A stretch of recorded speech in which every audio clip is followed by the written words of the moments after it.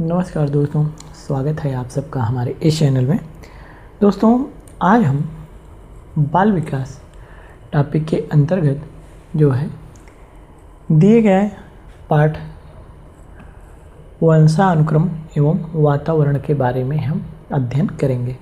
तो दोस्तों, आज हम जो है वंशानुक्रम को देखते हैं कि वंशानुक्रम किसे कहते हैं और यह क्या होता है, और इसकी देखेंगे अब कि वंशानुक्रम क्या है और इसकी क्रिया विधि कैसे है, विशेषताएं क्या हैं और सिद्धांत और नियम क्या हैं, अध्ययन विधि भी हम देखेंगे, और वंशानुक्रम का विकास पर प्रभाव, और उसके बाद वातावरण तथा वंशानुक्रम के बीच क्या संबंध है, इन टॉपिक का अध्ययन करेंगे। तो सर्वप्रथम आइए अब हम चलते हैं वंशानुक्रम के बारे में देखते हैं। तो दोस्तों, आप लोग जो ये वीडियो है इसको आप लास्ट तक देखिएगा, स्किप मत कीजिएगा, और अगर आप लास्ट तक देखेंगे तो आपको वंशानुक्रम एवं वातावरण की यह टॉपिक बहुत आसानी से सरल भाषा में समझ में आ जाएगी। तो दोस्तों, वंशानुक्रम क्या होता है? वंशानुक्रम क्या होता है? तो वंशानुक्रम जो है, जैसे हमारे माता पिता होते हैं और जब उनकी संतान पैदा होती है तो उस माता पिता के जो कुछ गुण होते हैं वह उस संतान के अंदर जो है भी पाए जाते हैं। तो यहाँ पे आप देखेंगे कि माता पिता के कुछ गुणों का जो है उनके संतानों में भी वह ट्रांसफ़र हो गया। तो इसी के ये जो होता है, जिस माध्यम से होता है, उसी को हम क्या कहते हैं? वंशानुक्रम कहते हैं। यानी पीढ़ी दर पीढ़ी जो गुण हैं वह ट्रांसफ़र होते रहते हैं। तो अब यहाँ पे हम देखेंगे, जैसे वंशानुक्रम के अंतर्गत जो माता पिता के शारीरिक तथा मानसिक तथा व्यवहारिक गुण होते हैं उनको जो है वह बालक में धीरे धीरे ट्रांसफ़र होते रहते हैं, और उन्हीं को हम वंशानुक्रम कहते हैं। तो अब हम यहाँ पे देखेंगे, आइए देखते हैं। कुछ हमारे मनोवैज्ञानिक हैं जिन्होंने वंशानुक्रम और वातावरण के संबंध में अपना मत दिया है।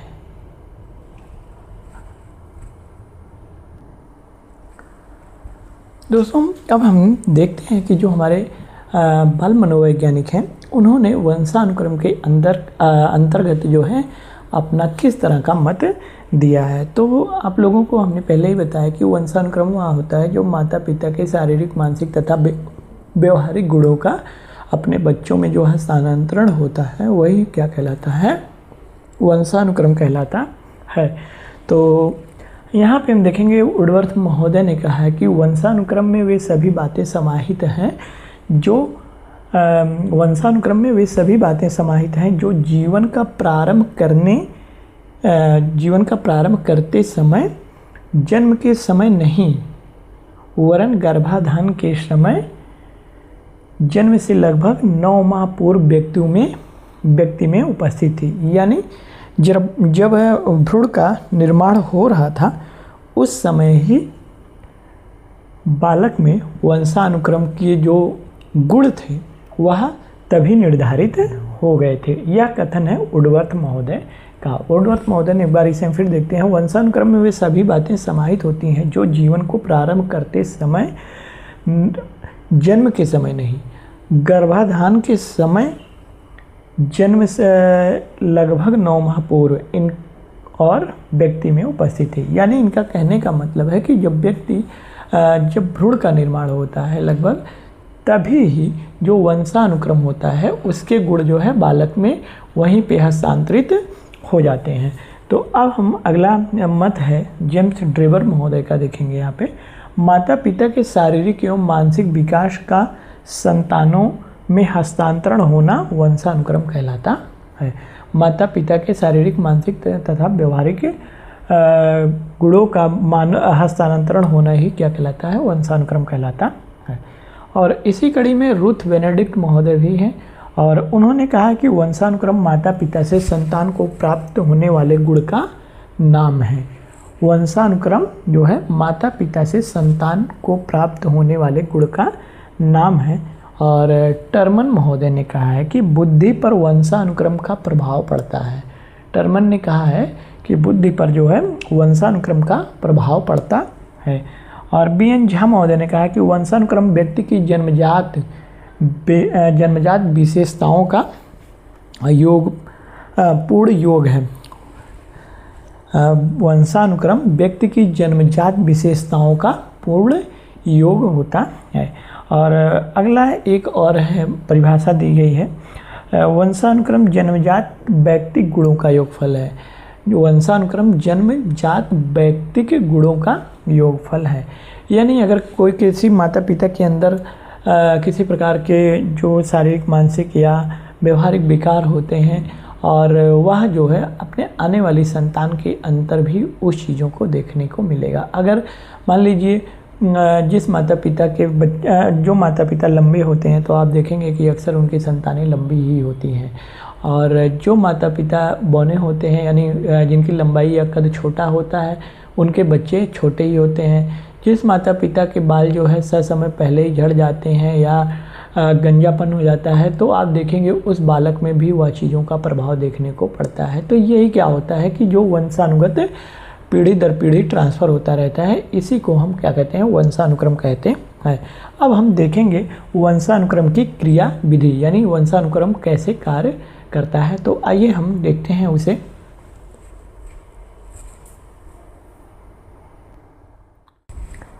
दोस्तों यहाँ पे जो हमारे वंशानुक्रम की क्रिया विधि है तो यहाँ पे क्या होता है कि जब पुरुष और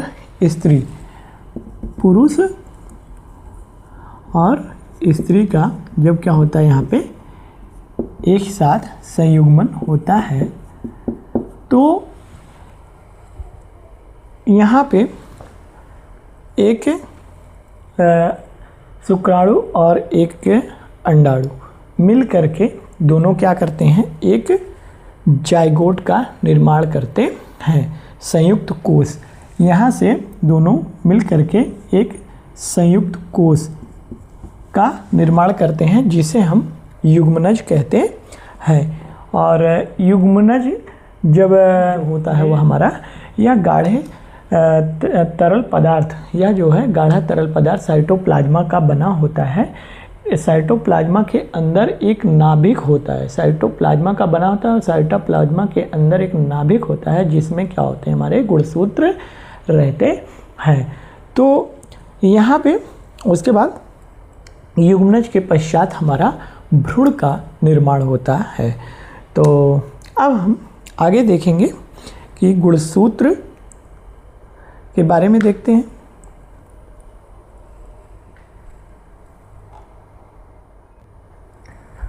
दोस्तों यहाँ पे जो है हम देखेंगे कि जो हमारे गुणसूत्र होते हैं प्रत्येक कोशिकाओं के नाभिक में, अभी हम जो है अभी आपको इससे पहले बताए कि जो हमारा युग्मनज होता है, भ्रूण के बाद जो युग्मनज बनता है तो उसके अंदर जो केंद्रक होते हैं उसमें डोरी जैसी संरचनाएं पाई जाती हैं जिसे हम गुणसूत्र कहते हैं।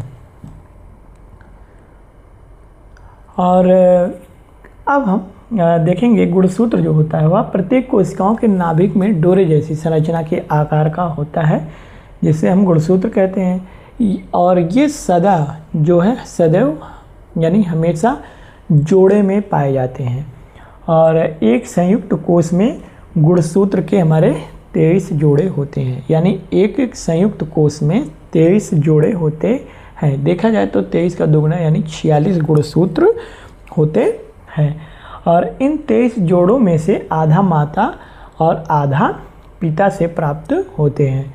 और प्रत्येक गुणसूत्र में छोटे छोटे जीन होते हैं। प्रत्येक गुणसूत्र के अंदर जो है छोटे छोटे जीन्स होते हैं जिन्हें हम क्या कहते हैं, पित्रैक कहते हैं। पित्रैक, जिन्हें हम क्या कहते हैं, पित्रैक कहते हैं। और सामान्य पुरुष में अगर देखा जाए, यहाँ पे हम देखेंगे कि सामान्य पुरुष में XY गुणसूत्र तथा सामान्य महिला में XX गुणसूत्र होते हैं। और अब हम थोड़ा गुणसूत्र जो हमारे दिए गए हैं इनके क्रियान्वयन के बारे में देखते हैं। आइए।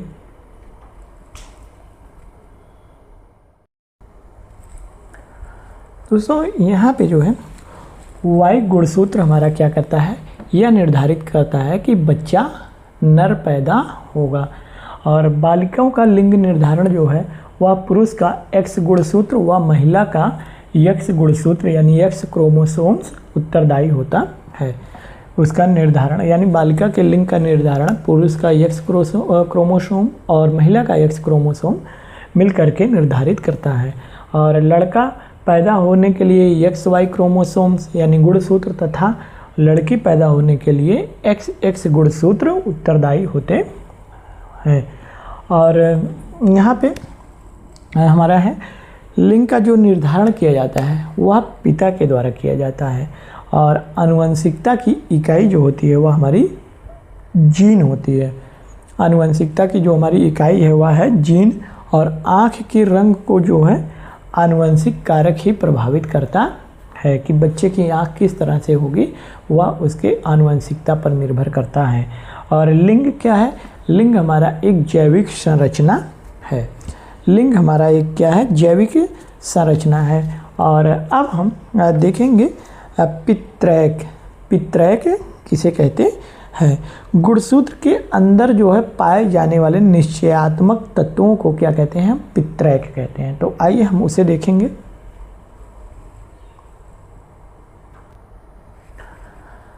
दोस्तों यहाँ पे जो गुणसूत्र के अंदर जो हमारे निश्चयात्मक तत्व जो होते हैं उसको हम क्या कहते हैं, पित्रैक कहते हैं। गुणसूत्र के अंदर पाए जाने वाले निश्चयात्मक तत्वों को हम पित्रैक कहते हैं। और एनास्टासी महोदय ने कहा है कि पित्रैक वंशानुक्रम की विशेषताओं का वाहक होता है। यानी पित्रैक जो होता है या वंशानुक्रम की जो विशेषताएं होती हैं उसको ले जाने का कार्य करता है।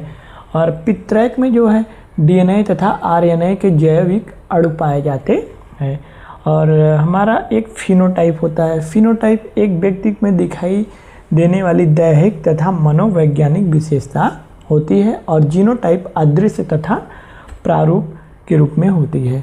तो दोस्तों ये था हमारा पित्रैक। और अब हम देखेंगे वंशानुक्रम की विशेषताएं।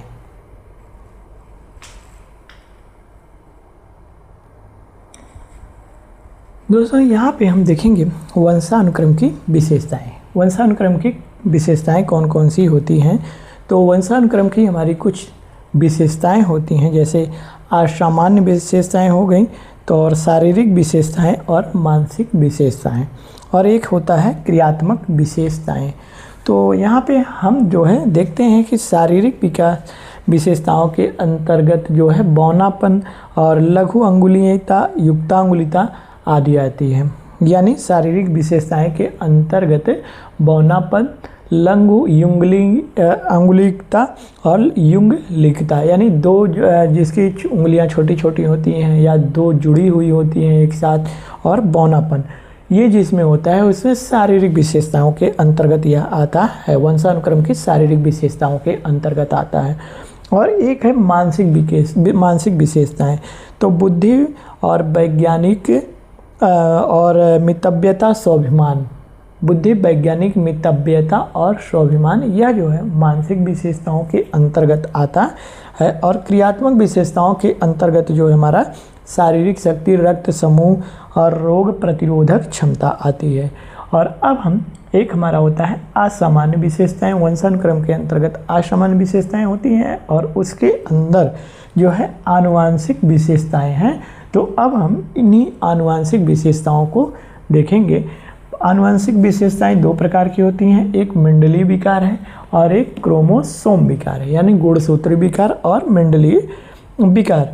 तो इसमें जो है हम देखेंगे कि यहाँ पे ये जो हमारा हीमोफीलिया है, वर्णांधता है, यह क्या है, हमारा लिंग सहलग्न रोग के अंतर्गत आता है। और ये क्रोमोसोम विकार है या डाउन सिंड्रोम और टर्नर सिंड्रोम और क्लाइफेल्टर सिंड्रोम के अंतर्गत आता है। तो आइए हम संक्षेप में इनका बारी बारी से अध्ययन कर लेते हैं।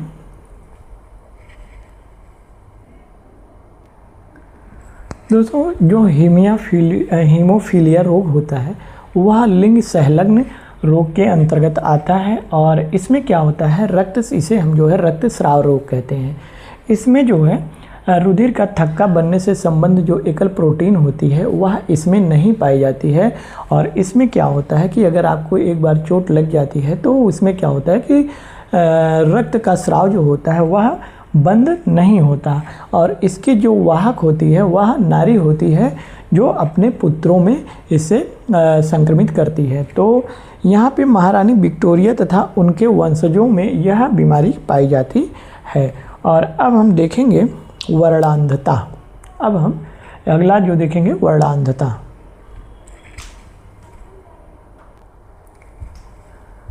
अब हम यहाँ पे देखेंगे वर्णांधता। वर्णांधता जो है इसकी खोज जॉन डाल्टन ने 1794 ईस्वी में की थी। और यह एक प्रोटीन दोष होता है। इसमें जो है एक प्रोटीन दोष होता है जो यह निर्धारित करता है कि व्यक्ति में जो देखने का होता है दृश्यात्मक दृष्टि होती है उसमें वह लाल व हरे रंग का विभेद नहीं कर पाता है। तो वर्णांधता के अंतर्गत व्यक्ति जो है लाल व हरे रंग का विभेद नहीं कर पाता है। और इसी के कारण जो है यह व्यक्ति ट्रेन ड्राइवर वगैरह और अन्य कलाकार जैसे हो गया, ये सब उसे नहीं बनाया जाता है। यानी लाल व हरे रंग में भेद ना कर पाना, तो अगर स्वाभाविक सी बात है, अगर वह लाल व हरे रंग का भेद नहीं कर पाएगा तो वह ट्रेन को नहीं चला पाएगा और कलाकारी भी नहीं कर पाएगा, क्योंकि उसे रंगों में समानता बराबर दिखाई देगी। यानी वह विभेद नहीं कर पाएगा कि यह लाल रंग का है या हरा रंग का है। और अगला होता है हमारा डाउन सिंड्रोम। इसकी खोज लैंगडन डाउन ने 1866 ईस्वी में की थी। और यह प्रभावित व्यक्ति में जो है क्या होता है 46 गुणसूत्र के, मतलब जो व्यक्ति डाउन सिंड्रोम से पीड़ित होता है उसमें 46 गुणसूत्र की जगह 47 गुणसूत्र पाए जाते हैं। और यह जो होता है वह 21वीं जोड़ी में एक अतिरिक्त गुणसूत्र जुड़ जाने के कारण होता है। और कोशिका विभाजन में यह कोशिका का जब विभाजन होता है उसमें त्रुटि के कारण 21वीं जोड़ी में एक अतिरिक्त गुणसूत्र बढ़ जाता है, जिसे हम यहाँ पे डाउन सिंड्रोम कहते हैं। और हृदय के विकार के साथ साथ जो है ये डाउन सिंड्रोम आनुवंशिक समस्या भी होती है। तो दोस्तों ये था डाउन सिंड्रोम। डाउन सिंड्रोम के अंतर्गत जो बालक आता है उसका छोटा कद होता है, गोल सिर होता है, जीभ में खांचा होता है, मुंह खुला होता है। तो ये सारे दोष इसमें पाए जाते हैं। अब हम देखते हैं टर्नर सिंड्रोम। टर्नर सिंड्रोम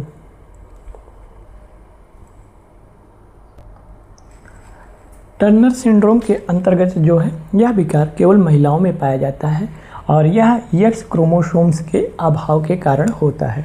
यानी जिन महिलाओं में टर्नर सिंड्रोम की समस्या पाई जाती है वह महिला जो है अल्प विकसित नारी होती है और उसमें जो है बाझपन की भी समस्या होती है और द्वितीय लैंगिक लक्षणों का भी अभाव होता है। और एक होता है हमारा भ्रूण मध्य सिंड्रोम। एक होता है हमारा भ्रूण मध्य सिंड्रोम। तो ये जो सिंड्रोम है भ्रूण मध्य सिंड्रोम, यह जो है जब बालक गर्भावस्था के दौरान, यानी जब बालक माँ के पेट में रहता है, तो जो महिला अत्यधिक मदिरा पान करती है गर्भाधान के दौरान, जब माँ अत्यधिक मात्रा में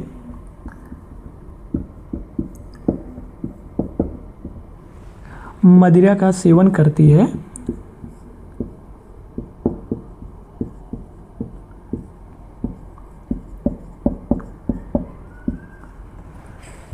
तब यह भ्रूण मध्य सिंड्रोम बच्चों के अंदर विकसित होने की संभावना रहती है।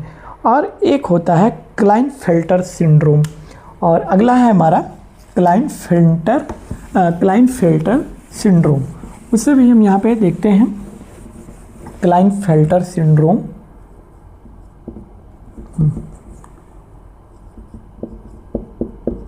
Klinefelter syndrome. क्लाइनफेल्टर जो सिंड्रोम होता है यह एक्स क्रोमोसोम्स की अतिरिक्त प्रतिलिपि के कारण होता है, यानी यह पुरुष में पाया जाता है और यह इससे प्रभावित जो पुरुष होता है, प्रभावित पुरुष में एक्स गुणसूत्र एक अतिरिक्त मात्रा में पाया जाता है। यानी पुरुष का जो गुणसूत्र होता है एक्स वाई होता है, परंतु जब इससे पीड़ित रहेगा तो यहाँ पे उसके एक अतिरिक्त एक्स गुणसूत्र का संयुग्मन हो जाएगा। एक अतिरिक्त एक्स गुणसूत्र पाया जाता है।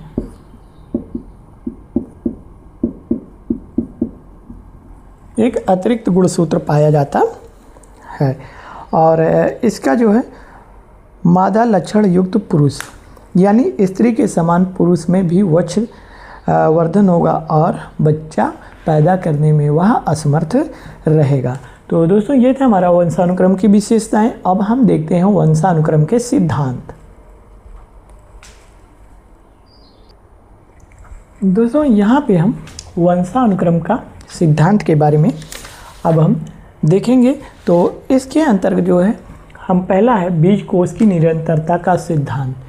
बीज कोश की निरंतरता का सिद्धांत हमारे जो मनोवैज्ञानिक थे और इसके प्रतिपादक बीजमैन थे। बीजमैन के अनुसार जो है मानव शरीर के दो प्रकार के होते हैं, एक कायिक कोश और दूसरा उत्पादक कोश। इस सिद्धांत के अनुसार जो है माता पिता और पूर्वजों से प्राप्त बीज कोश को संरक्षक कहते हैं। बीज कोश जो है माता पिता के माध्यम से पीढ़ी दर पीढ़ी और संतानों में क्या होते हैं, ट्रांसफ़र होते रहते हैं। बीजमैन ने 25 पीढ़ियों तक जो है चूहों पर अध्ययन किया था और वह क्या करते थे, चूहों का बार बार पूंछ काट देते थे और उनको जो है काट कर छोड़ देते थे और उसके जब चूहों के संयुग्मन से फिर नया चूहा पैदा होता था तो उसकी पूंछ फिर से आ जाती थी। तो ऐसा देखा गया कि जो बिना पूंछ के चूहे कभी नहीं पैदा हुए। और अगला है हमारा जैव सांख्यिकी का सिद्धांत, यानी जैव सांख्यिकी का सिद्धांत। इस सिद्धांत के प्रतिपादक जॉन गाल्टन महोदय 1775 ईस्वी में इन्होंने जैव सांख्यिकी का सिद्धांत दिया था और इस सिद्धांत के जो है इन्होंने बताया कि बालक उतना ही योग्य होता है जितना उसके पूर्वज होते हैं। यानी इनका कहने का मतलब है जैव सांख्यिकी सिद्धांत के अंतर्गत यानी बालक उतना ही योग्य होगा जितना उसके माता पिता या दादा दादी होंगे। तो इसमें जो है जीव को लक्षण उसके माता पिता, गाल्टन के अनुसार जीव के लक्षण को उसके माता पिता से ही नहीं वरन उसके दादा दादी से भी प्राप्त होते हैं। यानी जैव सांख्यिकी सिद्धांत के अंतर्गत जॉन डाल्टन ने कहा कि जो जीव होता है उसमें जो है उसके दादा दादी परदादा दादी तथा अन्य पूर्वजों से भी कुछ अंश उसमें पाए जाते हैं और माता पिता के पूर्वजों के गुण भी निश्चित मात्रा में मिलते हैं। और अगला है हमारा तीसरा है डार्विन का सिद्धांत। इसके प्रतिपादक चार्ल्स डार्विन है और यह सर्वाधिक उपयुक्त जीवित रहता है, यह एक कथन है इनका और यह सन 2017 के यूपी टेट की परीक्षाओं में पूछा गया था। और अगला हम इस सिद्धांत के डार्विन का सिद्धांत जो है चार्ल्स डार्विन, इस सिद्धांत के आगे हम देखते हैं कि विभिन्न चरण होते हैं। जैसे सजीवों में संतानों उत्पादन अस्तित्व में आता है, फिर उसके बाद क्या होता है जीवन संघर्ष, अस्तित्व रक्षा हेतु संघर्ष, यानी जीवन अगर वह जीवन में आ गया तो उसके जीवन में संघर्ष होता है और विनाश भी होता है। फिर प्राकृतिक चयन, फिर नई जातियों की उत्पत्ति होती है और फिर नव डार्विनवाद यानी नई जाति की उत्पत्ति होती है। यानी डार्विन सिद्धांत जो है इनका कहने का मतलब है कि जैसे सजीवों में संतानोत्पत्ति होती है, उसके बाद उसके जीवन में संघर्ष होता है, फिर प्राकृतिक चयन होता है, उसके बाद जो है नई जातियों की उत्पत्ति होती है और यह हमारा क्या कहलाता है नव डार्विनवाद। अब आता है नव डार्विनवाद। इसके अंतर्गत नई जाति की उत्पत्ति जाति विशेष और जीन परिवर्तन के कारण होता है, और उत्परिवर्तन का सिद्धांत भी इन्होंने ह्यूगो डू ब्रीज ने दिया था, और यह सर्वाधिक उपयुक्त जीवित रहता है। यह एक कथन है डार्विन का सिद्धांत के अनुसार। और लैमार्क का सिद्धांत, अब हम देखेंगे लैमार्क का सिद्धांत। लैमार्क ने 1809 ईस्वी में इस सिद्धांत का प्रतिपादन किया था। इस सिद्धांत के प्रतिपादक 1809 में इनका जो पूरा नाम था Jean Baptiste de Monet Lamarck, और इसे उपार्जित लक्षणों की वंशागति का भी सिद्धांत कहते हैं। लैमार्क ने जिराफ की गर्दन का लंबा होना परिस्थितिवश बताया, जो कि अब वंशानुक्रम हो चुका है। उनके अनुसार जिराफ के पूर्वज इतने लंबे नहीं थे। और अब हम अगला देखेंगे मेंडल का वंशानुक्रम सिद्धांत। यह थोड़ा महत्वपूर्ण है, आप इस पे विशेष ध्यान दीजिएगा। और लैमार्क के सिद्धांत के अंतर्गत उपार्जित लक्षणों की वंशागति का सिद्धांत इन्हीं के सिद्धांत दिया गया, ये भी है। और चार्ल्स डार्विन के सर्वाधिक उपयोग जीवित रहता है, ये कथन एग्जाम में अक्सर पूछे जाते हैं। और जय सांख्यिकी का सिद्धांत जॉन गाल्टन ने, और बीजमैन का सिद्धांत बीज कोष का सिद्धांत हमारे मनोवैज्ञानिक बीजमैन ने दिया था। अब हम देखेंगे मेंडल का आनुवंशिक क्रम।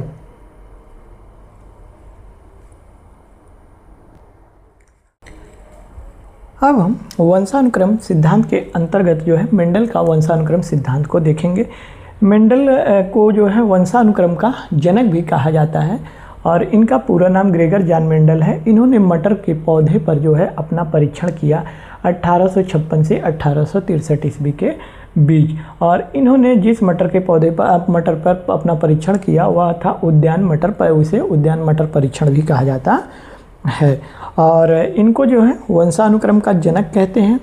और इन्होंने क्या किया कि अपने प्रयोग में जो है बगीचे के मटर को चुना। इन्होंने क्या किया, बगीचे में अपने जो बोई गई मटर थी उसको चुना, और इन्होंने क्या किया कि लंबे लंबे जो पौधे थे, बड़े हष्टपुष्ट दाने थे, उनका जो है छोटे और बौने दानों के साथ संकरण कराया। और फिर उनको जो है जो मटर उत्पन्न हुई, उसके बाद जो मटर पैदा हुई वह हष्टपुष्ट और लंबी थी। फिर उन्होंने क्या किया, संकरण मटर का जो है वर्णशंकर मटर को बोया, और जिससे क्या हुआ कि उन्हें वर्णशंकर मटर प्राप्त हुई। तो इस तरह से जो है उन्होंने अपना सिद्धांत इन्हीं निष्कर्षों पर दिया, और इसे जो है वंशानुक्रम का जनक, इन्हें वंशानुक्रम का जनक भी कहते हैं। और अब हम देखेंगे आनुवंशिकता वंशानुक्रम के नियम।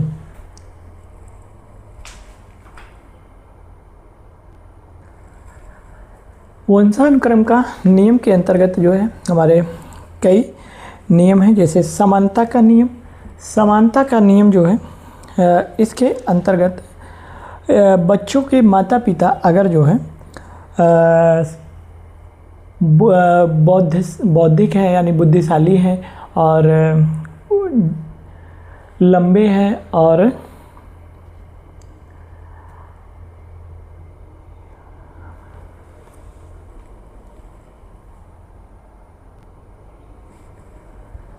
यहाँ पे समानता के नियम के अंतर्गत जिस तरह से माता पिता होंगे उसी तरह से उनकी संतान होगी। यानी अगर माता पिता प्रतिभाशाली और बुद्धिशाली हैं, सामाजिक और व्यवहारिक हैं, तो बच्चा भी उसी तरह से होगा, और इसे ही हम समानता का नियम कहते हैं। और विभिन्नता का नियम क्या है? जरूरी नहीं है कि माता पिता के जैसे ही लक्षण बालकों में ही पाए, और उससे हट करके भी अगर उसके अंदर कुछ अलग प्रकार के विकास होता है तो वह विभिन्नता के नियम के अंतर्गत आता है। और अगला है हमारा प्रत्यागमन का नियम। प्रायः यह देखा जाता है कि अमुक व्यक्ति बहुत ही प्रभावशाली था, परंतु उसकी संतान बौद्धिक अक्षमता से ग्रस्त है, जबकि इसके ठीक विपरीत बौद्धिक क्षमता वाले माता पिता के बच्चे प्रतिभाशाली या उनसे अधिक बुद्धि वाले हो सकते हैं।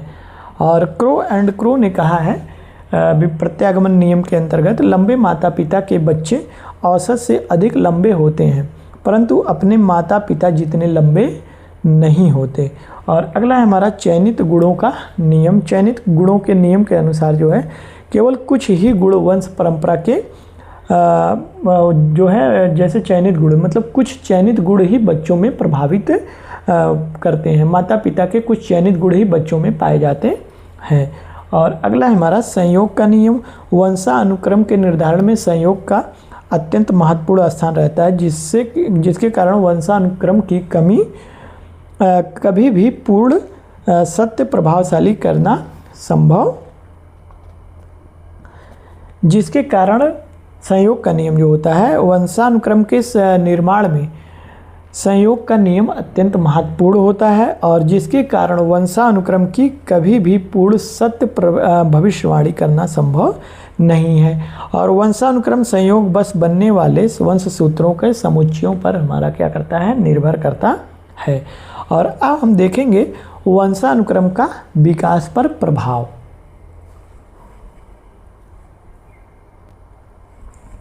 दोस्तों, वंशानुक्रम का विकास पर बहुत प्रभाव पड़ता है। जैसे हमारा बुद्धि पर प्रभाव हो गया, पहला है बुद्धि पर प्रभाव हो गया, दूसरा है चरित्र पर भी यह प्रभाव डालता है, और अगला है मूल शक्ति पर प्रभाव डालता है, और यहाँ पे प्रजाति की श्रेष्ठता और वृद्धि, प्रजाति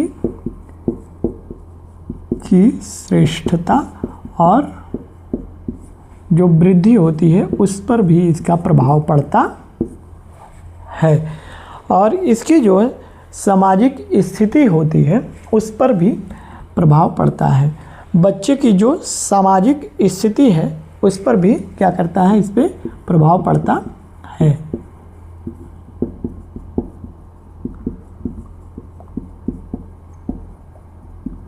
सामाजिक स्थिति पर प्रभाव।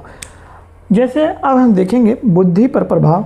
अब यहाँ पे आप देखेंगे कि अगर मंद बुद्धि के माता पिता की संतान मंद बुद्धि की तथा तीव्र बुद्धि की माता पिता की संतान क्या होगी, तीव्र बुद्धि की होगी।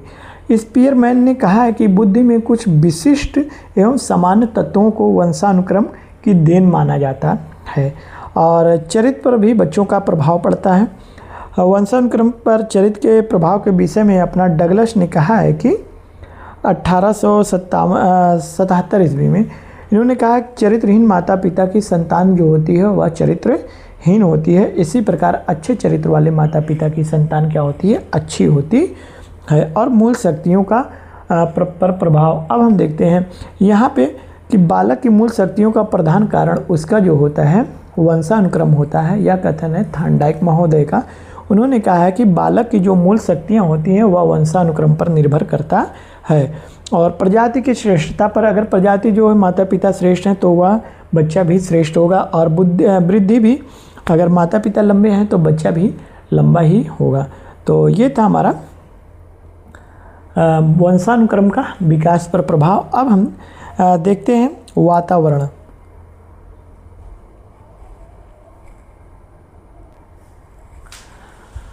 दोस्तों, अब हम यहाँ पे देखेंगे कि वातावरण क्या, वंशानुक्रम के साथ वातावरण का क्या संबंध है। वातावरण क्या होता है, हमारे आसपास का जो क्षेत्र होता है, चाहे वह प्राकृतिक हो चाहे वह सामाजिक हो, यह क्या वातावरण के अंतर्गत ही आता है। यह जो है सब हमारे वातावरण के ही अंतर्गत आता है। तो जे.बी. रास महोदय ने कहा है कि वातावरण वह बाहरी शक्ति है जो हमें प्रभावित करती है, और प्राकृतिक में पर्यावरण में जो है जैव अजैव दोनों क्या होते हैं, हमारे समाहित होते हैं। तो ये दोनों एग्जाम में हमारे पूछे गए कथन हैं। और अगला है वातावरण का बालक के विकास पर प्रभाव। तो विकास जो है वह वंशानुक्रम और वातावरण के गुणों का जो प्रभाव होता है, वंशानुक्रम और वातावरण का, वही पे क्या होता है, विकास पर प्रभाव पड़ता है। और मान लीजिए जैसे यहाँ पे हम देखेंगे मानसिक विकास पर प्रभाव। एक होता है यहाँ पे मानसिक विकास पर प्रभाव, मानसिक विकास पर प्रभाव, और एक है हमारा शारीरिक विकास पर प्रभाव, शारीरिक विकास पर प्रभाव। और अगला है हमारा बुद्धि पर प्रभाव, और है बुद्धि पर प्रभाव। तो यहाँ पे आप देखेंगे कि जो हमारा मानसिक विकास है वह जो है इन्होंने गाल्टन, फ्रीमैन और कैंडोल गार्डन महोदय ने कहा है कि अच्छा वातावरण बच्चों के मानसिक विकास में सहयोग प्रदान करता है। यानी अगर वातावरण अच्छा रहेगा तो बच्चे का मानसिक विकास अच्छी तरह से होगा। और शारीरिक विकास पर प्रभाव, इनके अनुसार विभिन्न प्रजातियों की शारीरिक विभिन्नताओं का वंशानुक्रम ना हो करके, विभिन्नता जो शारीरिक विकास है इसके अनुसार विभिन्न प्रजातियों की शारीरिक विशेष विभिन्नताओं का कारण वंशानुक्रम ना हो करके वातावरण है। और ये कथन है फ्रेंच बोन्स महोदय का। और बुद्धि पर प्रभाव, बुद्धि के विकास पर वातावरण का प्रभाव भी पड़ता है। बुद्धि के विकास पर पड़ने वाले वंशानुक्रम के प्रभाव की अपेक्षा कम होता है। यदि बच्चे को अच्छा वातावरण और अच्छा संस्कार मिलेगा तो बच्चे की बुद्धि क्या होगी, प्रभावित होगी और उसकी बुद्धि में वृद्धि होगी। तो दोस्तों ये था हमारा वंशानुक्रम एवं वातावरण की टॉपिक, आज यहीं पे समाप्त होती है और मिलते हैं हम अगले वीडियो में। तब तक के लिए धन्यवाद। अगर आपको हमारा यह वीडियो अच्छा लगा हो तो कृपया आप अपना रिव्यू अवश्य दीजिएगा। मिलते हैं, अब हमारी अगली क्लास होगी वह है सामाजिकरण के रूप में। धन्यवाद।